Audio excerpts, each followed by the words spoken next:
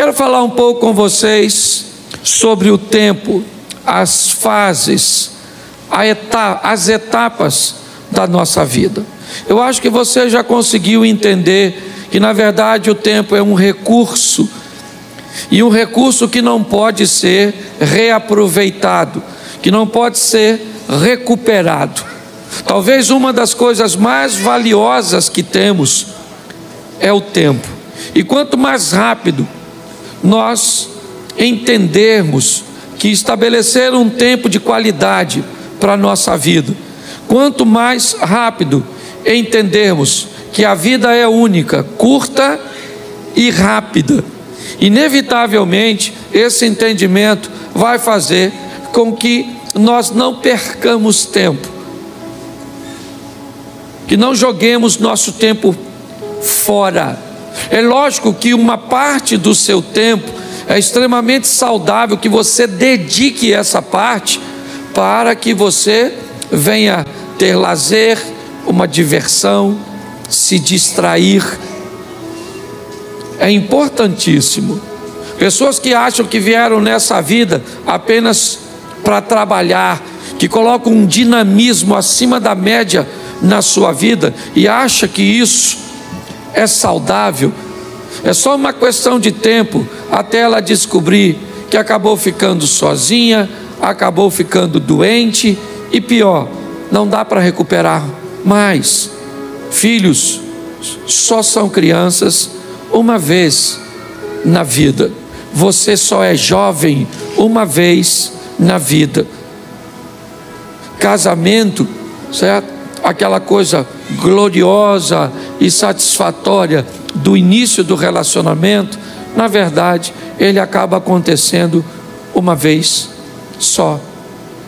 Então, aproveitar o tempo é algo que nós devemos fazer o mais rápido possível. Nós estamos vendo um texto que diz que tentaram prender Jesus, mas ninguém conseguiu prendê-lo, simplesmente porque não era o tempo dele ser preso. Quando nós olhamos para tempo, é importante entender que Deus é atemporal. Deus vive na eternidade. Para Deus, o tempo em si, para Ele, não existe, né? Não faz diferença. Ele é eterno. Foi, é e sempre será. É assim que funciona. Mas para nós, não.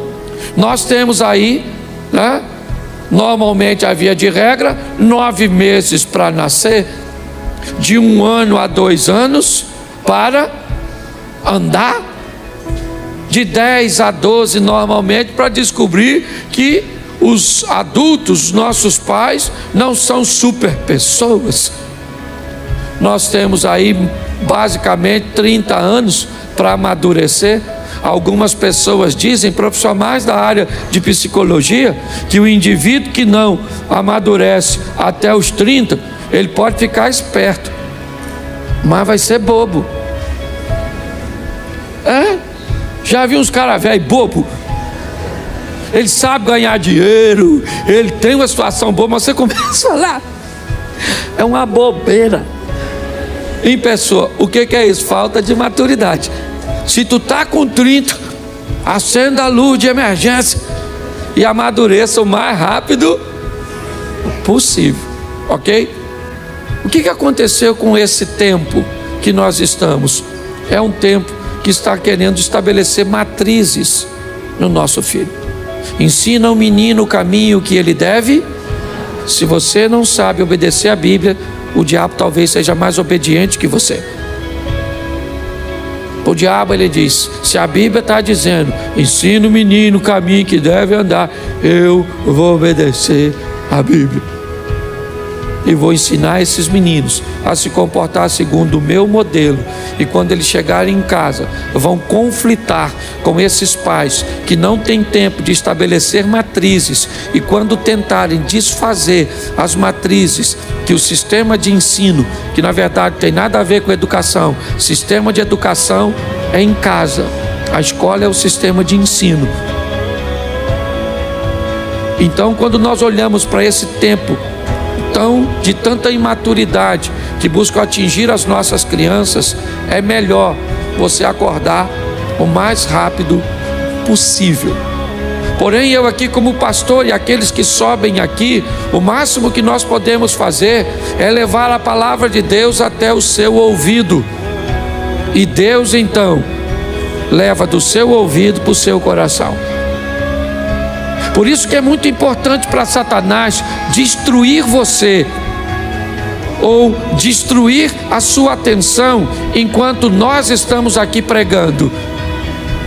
Por que é que há um ambiente tão grande de distração durante o culto? Porque é simples. Se a palavra não chega ao ouvido, não há possibilidade dela ser conduzida para o coração. Então tem que sentar alguém do seu lado que converse com você algo interessante enquanto o culto passa. Porque para Satanás é importante que no final do culto você não tenha nada na mente. Por quê? Porque se tiver na mente, preste atenção, você viu aqui o Wesley vindo ministrar a oferta, e ele disse que ouviu uma palavra aqui, uma palavra que o impulsionou a semana inteira. Ou seja, a palavra estava no ouvido, estava na mente. Se a palavra entrou na mente, Deus foi levando a palavra para o coração dele. E é assim que acontece. Nós já vimos em 1 Coríntios 10, 1, que pessoas estão no mesmo ambiente, vendo a mesma coisa, ouvindo a mesma coisa, porém vivendo resultados altamente diferentes. E qual é o motivo para que isso aconteça?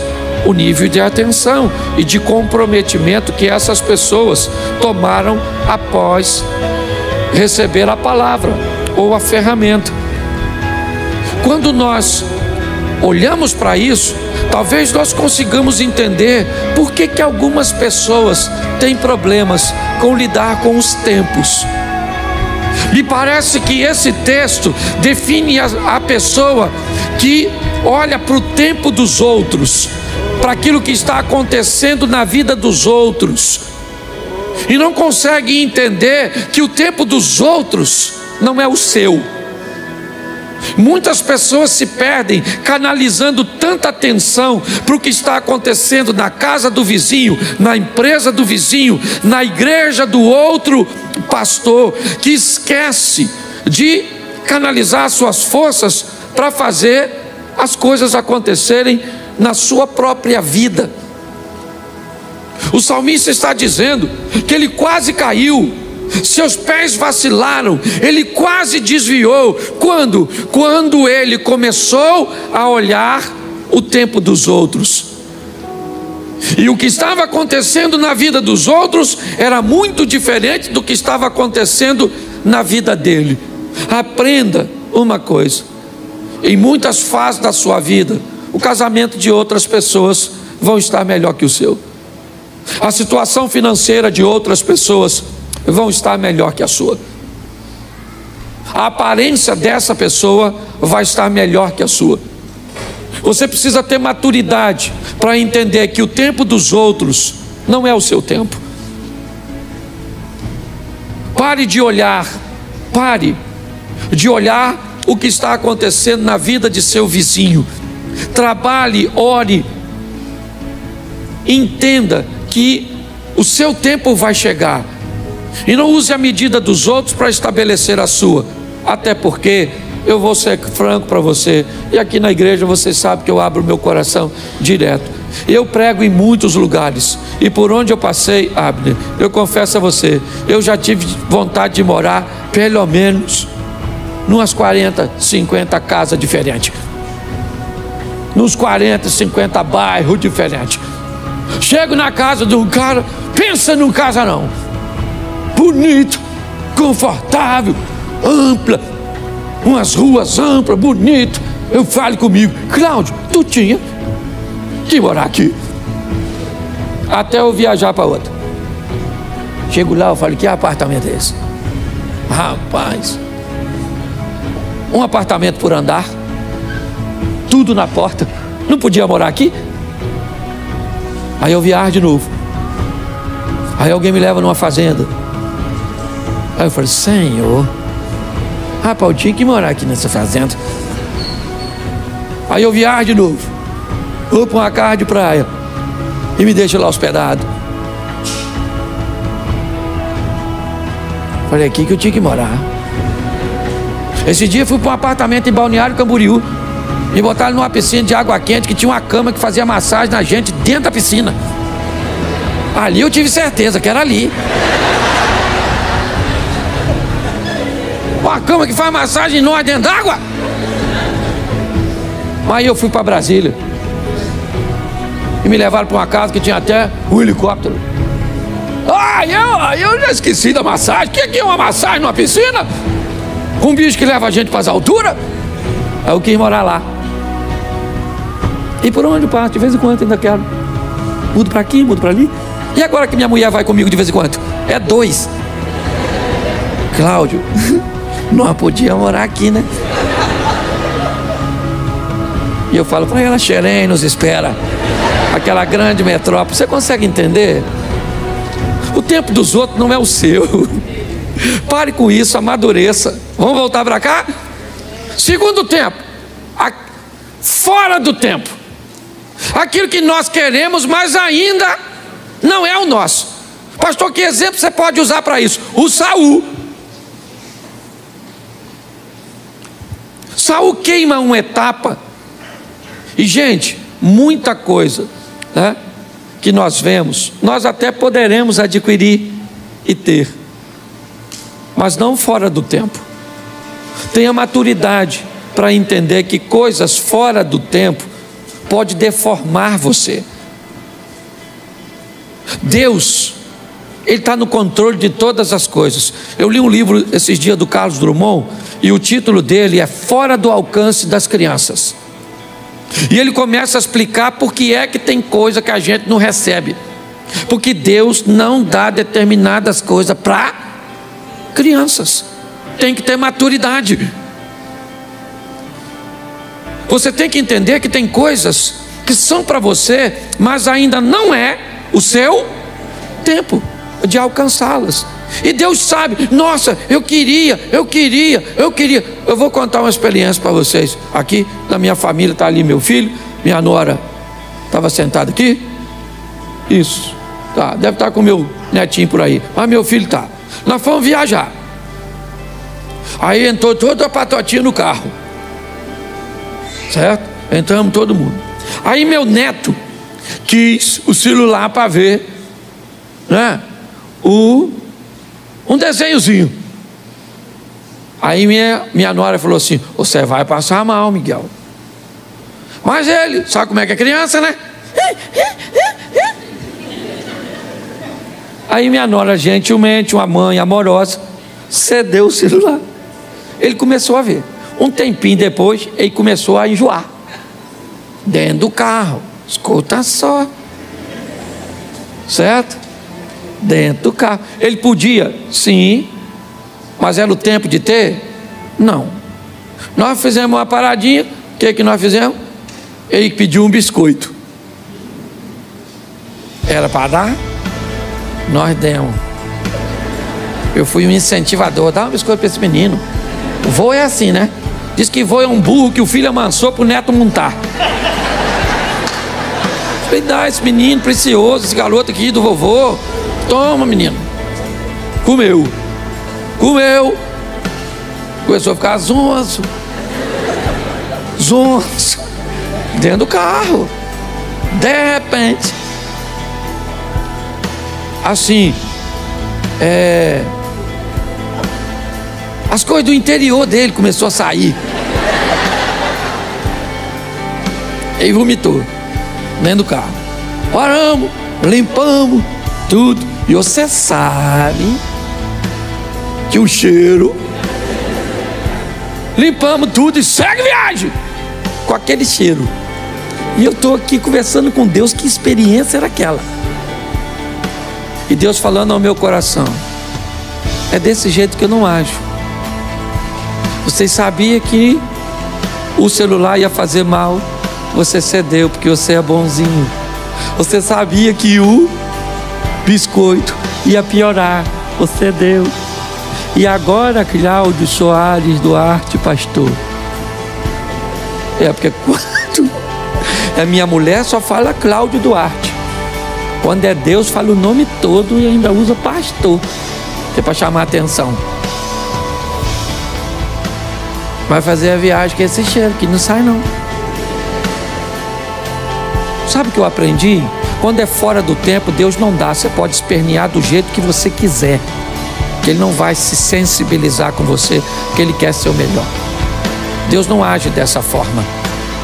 Então, se for fora do tempo, querido, não queira queimar etapa, porque o negócio vai dar ruim. Está lá com Moisés, fora do tempo, achou que era o libertador, se lascou, foi pro deserto. O tempo de Deus é correto. Aguarde o que Deus tem a fazer por você. Amém? Ele não chega atrasado na sua vida, no seu casamento. Ele não chega. Ele sabe o que está fazendo. Ele está cuidando de você. Muitas pessoas se atrapalham querendo coisas fora do seu tempo. Nós temos aqui para adiantar também aquilo que está no tempo para acontecer. E aprenda uma coisa nessa vida. Toda oportunidade, ela tem um tempo de duração. Você precisa saber qual é o seu tempo de casar. Não queira casar antes da hora. E também não case depois. Não queira ter filho antes da hora. Mas também não tenha filho velho demais. Que pensa no pessoal chato. Essa turma que tem filho depois de velho. É uma tribulação, uma tribulação, uma tribulação e uma tribulação. Quem tem um filho novo demais, não está preparado para criar o filho. Quem tem filho velho demais, parece que o menino é um bibelô. Não vamos entrar aqui na igreja, porque pode, certo, ter bactéria. Bactéria deve ter na sua cabeça, infeliz.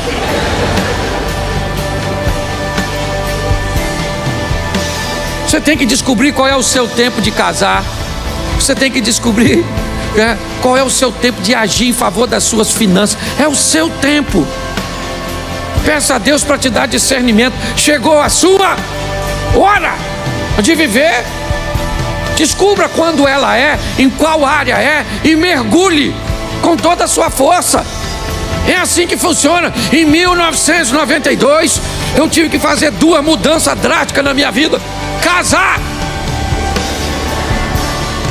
Acabei com a minha vida de solteiro. Troquei todas as mulheres solteiras do mundo por uma. Olha que troca ruim. Porque antes de casar eu podia ter qualquer uma solteira, sim ou não? Depois que casei, rejeitei todas as outras e paguei Jane Mary para ir com ela até que a morte o separe. E diga-se de passagem, está demorando para ela e para mim. A Abner que diga isso, ou não, a Jacira aí, ó. Quase 50 anos de casado. Você consegue entender isso? Tá assim de gente que não investe tempo, sabe? Para ter um discernimento, às vezes numa consultoria, em alguém que tem experiência. Para que aprender com seus erros, se você pode aprender com os erros dos outros?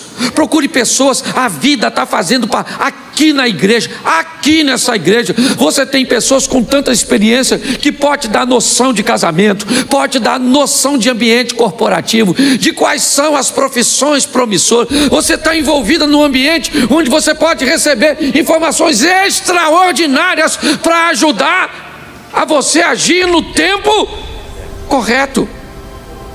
Mas você não aproveita isso. Você tem que descobrir seu tempo. Qual é o seu tempo? Jesus está no casamento de Caná. Maria fala para ele, eles não têm vinho. Jesus disse, ainda não é chegada a minha hora. Calma, eu sei o meu tempo. Nós precisamos amadurecer para entender isso. A menina tem 12 anos, eu já sou uma moça. Pai, posso namorar com 12? Eu vou buscar o boneco da Barbie, o Ken. Você namora ele. Mas eu já sou uma mulher. Ô menina, vai assistir Chiquitito e não me perturba. Menino, 13 anos, acho que é um homem, não paga uma conta, qualquer coisa que vai fazer está cansado, não estuda direito, nada, aí vê uma menininha.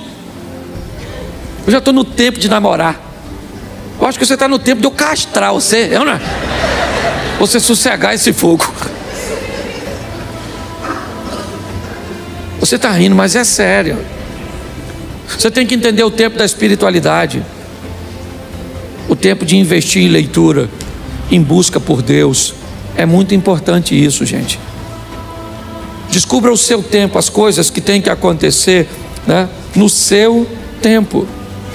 Para alguns, esse tempo pode chegar um pouco mais cedo, para outros, um pouco mais tarde, para outros, chega no modelo mais fácil, para outros, no modelo mais difícil.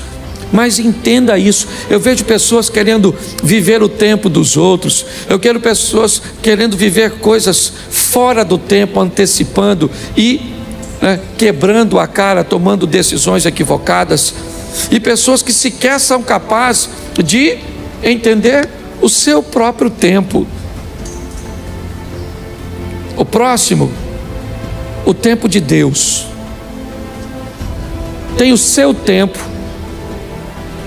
Pastor, mas o meu tempo não é o tempo de Deus? Não era isso que você está falando? Não, o seu tempo é o tempo que você tem que aproveitar para estudar, é o tempo que você tem que aproveitar para investir em você. O tempo de Deus é aquilo que Deus quer fazer na sua vida, e é importante você entender isso. Quando é que Deus vai fazer? Quando chega o tempo dele. Eu participei de uma igreja e eu era vice-presidente dessa igreja durante um bom tempo, e muitas vezes eu vi pessoas querendo criar conflitos entre o pastor presidente e a mim, querendo que eu o confrontasse, criasse problemas, porque muitas pessoas, por algum motivo, afinidade ou outras coisas, ou por uma visão equivocada, viam uma liderança pastoral na minha vida. Mas eu entendi que aquele não era o tempo de Deus para a minha vida, e que o tempo de Deus para a minha vida ia chegar. Hoje eu procuro, primeiro, não olhar para o que está acontecendo na vida e no tempo dos outros. Hoje eu procuro olhar de uma forma sábia para não querer as coisas fora do tempo. Eu busco a maneira de aproveitar todas as oportunidades para entender o meu tempo, sabe, aquilo que Deus está preparando para mim, ou me dando a oportunidade de viver. Mas o tempo de Deus, no que diz respeito principalmente a ministério, a ações que vão mudar a nossa vida, precisa ser entendido. Quando eu olho para Davi, sendo ungido por Samuel como rei, sabia que o trono era seu futuro. Profecias, se é que eu posso chamar isso de profecias, mas incentivo, que diziam: mata o camarada, porque se você matar, você se torna o rei. Ele disse: mas esse não é o tempo. Para que o tempo e que as coisas de Deus se cumpram na minha vida, eu não preciso puxar o tapete de ninguém. O que Deus tem para mim é meu. É assim que funciona.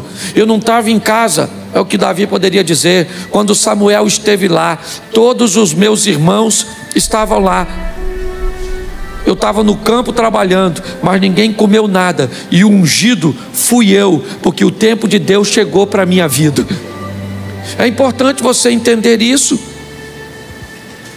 Se nós não amadurecermos para dar uma olhada nisso, está assim de gente vivendo fora do tempo. Adultos vivendo como adolescente, pessoas que tinham uma situação financeira melhor ontem e hoje continuam gastando no mesmo tempo. É assim que funciona. Homens casados vivendo o tempo e comportamento de solteiros, pessoas invertendo tudo, e pior, trazendo dores, desconfortos, adversidades para a sua vida. Está na hora de você tomar uma decisão para mudar a sua história. É para isso que você vem à igreja, sabe para quê? Para entrar pelo teto paralítico e para sair pela porta andando. Nós vamos para a presença de Jesus para sair de lá melhor do que entramos. Esse é o propósito. Sair daqui uma esposa melhor, um marido melhor, um colaborador melhor, um empresário melhor, um pastor melhor, um amigo melhor. É para melhorar.